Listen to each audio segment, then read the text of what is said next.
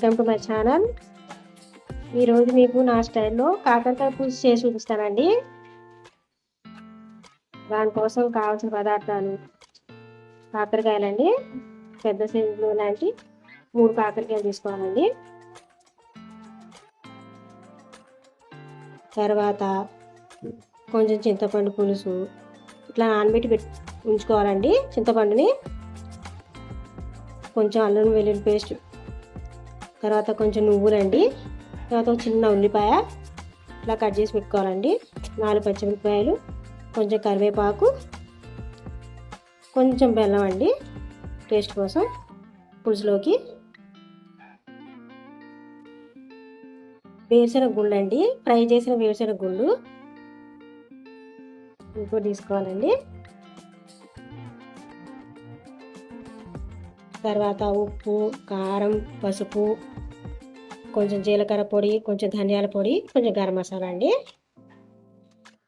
ఇప్పుడు తయారు చేసే విధానం చూపిస్తానండి మీకు. కాకరకాయని ఇట్లా చిన్న చిన్న పీసెస్గా చేసుకోవాలండి. తర్వాత ఇందులో కొంచెం ఉప్పు వేసి బాగా క్లీన్ చేసుకోవాలండి.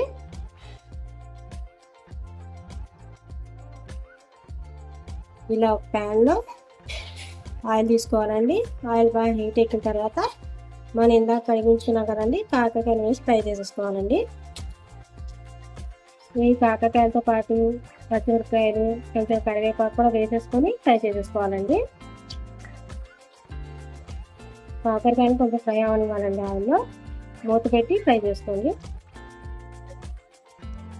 తర్వాత ఆ కాకరకాయ ఫ్రై అయ్యేంత వరకు మనం ఒక మిక్సీ జార్ తీసుకొని అందులో నువ్వుల్ని, ఈ వేరుశనగ గుళ్ళు ఉంటాయి కదండి, వీటన్నిటిని గ్రైండ్ చేసేసుకోవాలండి. నేను చేసి చూపిస్తాను.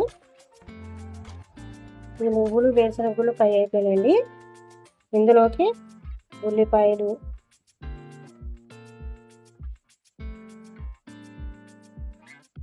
ఇందాక చూపించిన ఉప్పు, కారం, పసుపు, మసాలాలు అన్నీ వేసేసుకొని ఇంకోసారి ఫ్రై చేసుకోవాలండి. ఇలా మసాలాని మొత్తం గ్రైండ్ చేసి ఇట్లా పక్కన పెట్టుకోవాలండి.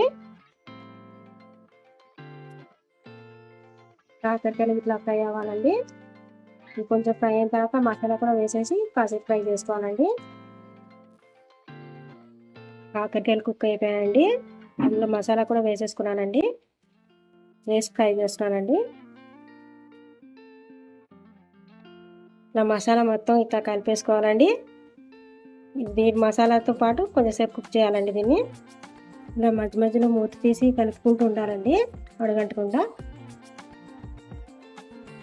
మసాలా కూడా ఫ్రై అయిపోయిందండి. మసాలా బాగా ఫ్రై అయిపోయిందండి. ఇందులో చింతపండు పులుసు వేసేసుకోవాలండి.